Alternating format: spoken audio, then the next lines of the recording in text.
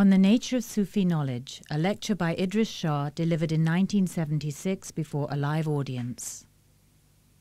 Living in the West, I have noticed for many years that it's not so much a difficulty of communication to get over our point of view, the way we study things, how we think, what we want you to know. It is that we very often have different assumptions. And these assumptions tend to inhibit the learning process or the ideas transmission process. At the risk of being thought that I'm trying to wring a cheap laugh out of you, I feel I really must share with you something which happened to me in New York on the way in here. At another symposium which we had, I had given one talk and I was staying in the hotel where the symposium was held, and I was in fact leaving my room on the way to the lecture hall when somebody wearing one of these badges that they give you, which proves that you're in the thing, came up to me, you see, and I saw it said traditional esoteric psychology, so I knew he was one of our lot. And I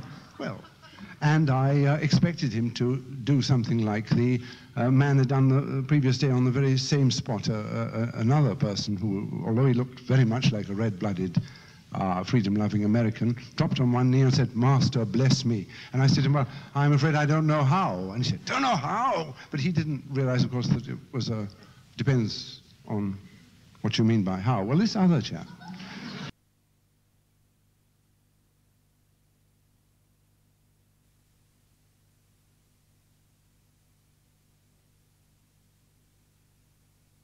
Stories from Wisdom of the Idiots by Idries Shah.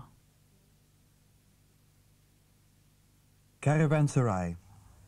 There was once a man named Muin who was swindled and betrayed in his youth by another man called Halim, an unusually greedy individual.